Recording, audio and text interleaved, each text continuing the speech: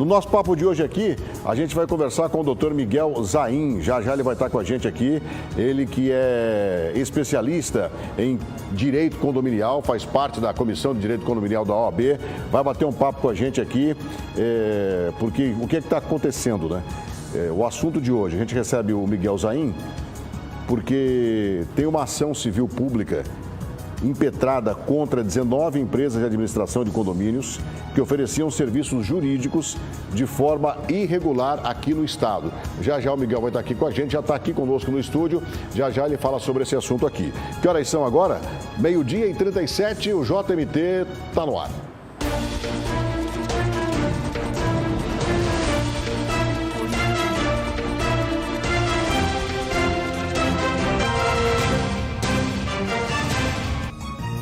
Bem, vamos lá, vamos conversar logo com o Miguel Zain aqui. Ele é presidente da Comissão de Direito Condominial da OAB. E o que é que está acontecendo, né? Eu falei há pouco aqui, 19 empresas de administração de condomínios que ofereciam serviços jurídicos de forma irregular em Mato Grosso. Vem para cá, Miguel, vamos bater papo, né? Sobre essa história aí, tudo bem?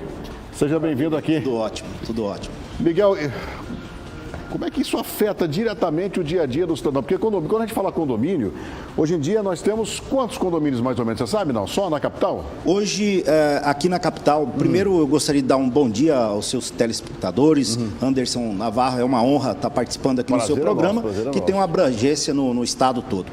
Bom, veja bem, hoje em Cuiabá e Várzea Grande, nós temos mais de 1.700 condomínios, né? Essa forma de viver, de morar, né? Eu sempre costumo falar que nós estamos na era do compartilhamento, né? Na era da inteligência artificial, e nós estamos também compartilhando a moradia. Então a forma de condomínios vem crescendo. No estado do Mato Grosso, segundo o último censo, temos 8.600 condomínios, né? Então, os condomínios hoje são grandes geradores de empregos, né?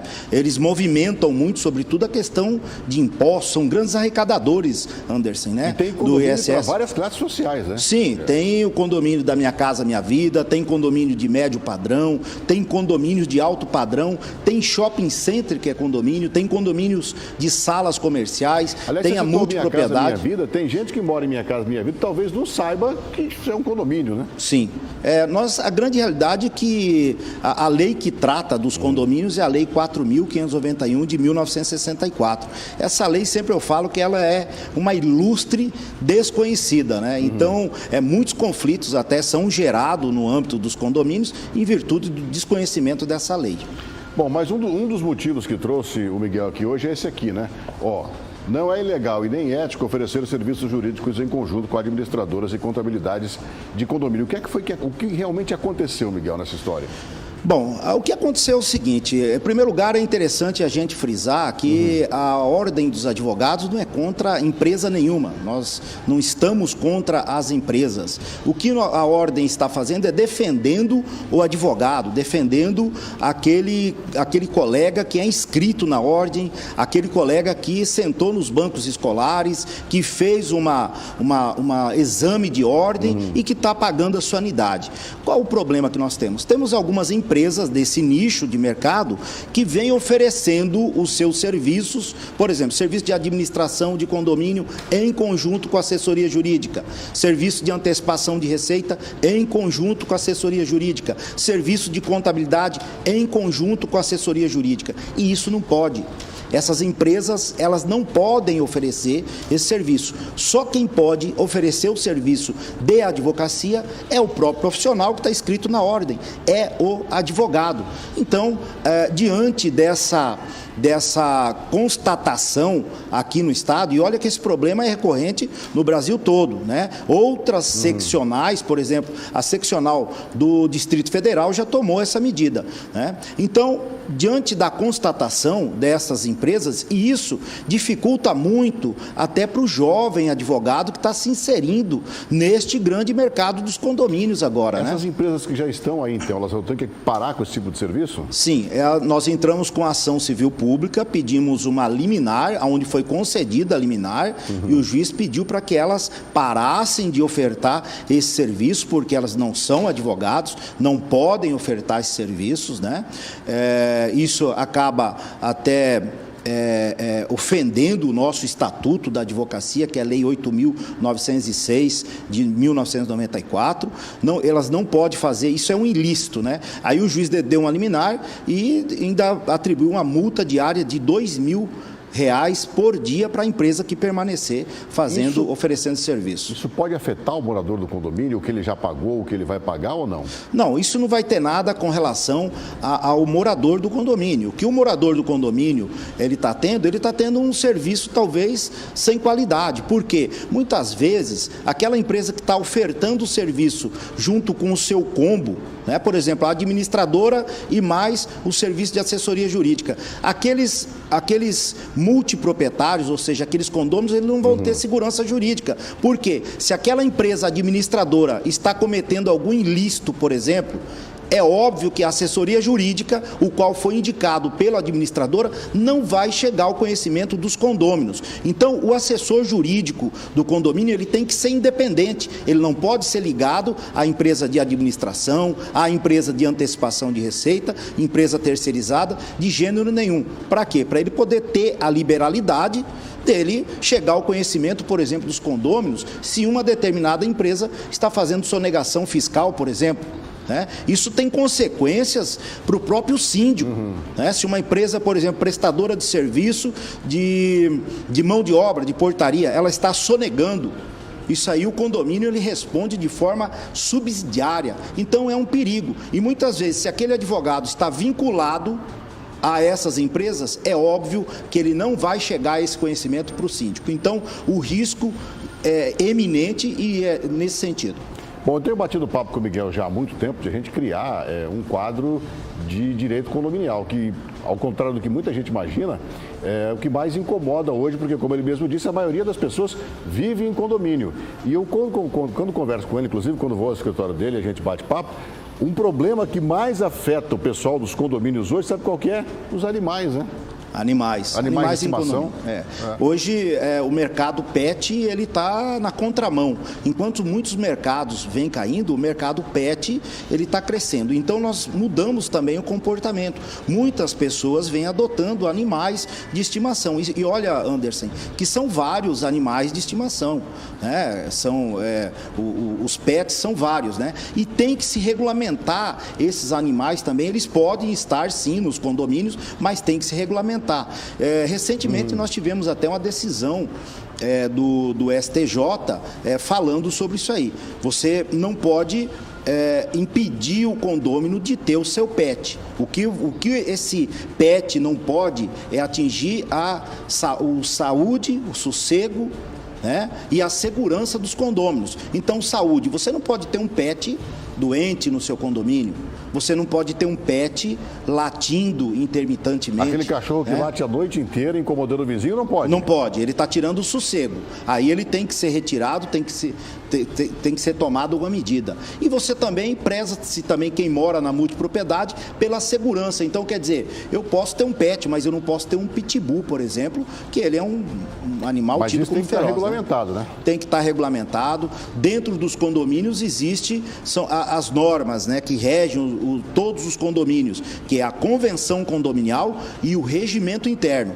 Para você ter um pet no interior ou no condomínio, até para você circular com esse pet nas áreas comuns, tem que ter regulamentação no regimento interno. Mas até para ter o pitbull, é permitido se tiver regulamentação? Veja bem, o pitbull, ele não vai, o condômino não vai poder ter um pitbull, porque ele é tido como um animal feroz. Ele pode ter um outro animal dócil, né? E você também não vai regulamentar pelo tamanho do animal, né? Sim, se ele é um animal, pode ser um animal grande, mas ele não oferece risco nenhum, nenhuma, ele pode sim permanecer. Pô, mas tem um monte de condomínio aí, Miguel, que tem gente que cria pitbull em casa, pô. Eu tô até a produção tá falando no ponto aqui, que tem condomínio aqui, que tem morador que tem 2 pitbulls em casa. Mas não pode. Isso aí não pode, tem que ser regulamentado, porque esses cachorros, eles oferecem um risco, né? E nós já tivemos vários casos aí lamentáveis de ataques desses pitbulls.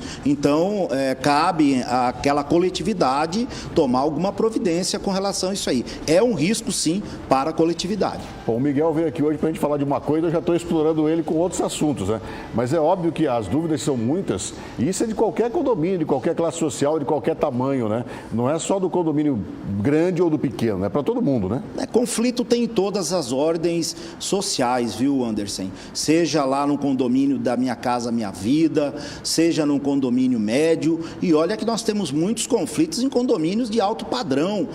Principalmente, Anderson, temos uma estatística lamentável. Neste período de pandemia, muitas mulheres, inclusive, apanharam dos seus companheiros. É lamentável, mas tivemos várias agressões. E olha que muitos desses fatos lamentáveis ocorreram em condomínios de padrão alto. E o condomínio pode ser responsabilizado caso haja uma violência feminina contra a mulher?